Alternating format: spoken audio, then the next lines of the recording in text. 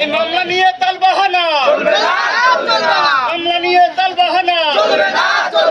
আইনমন্ত্রীর তালবাহানা ঝিনাইদহে চলবে না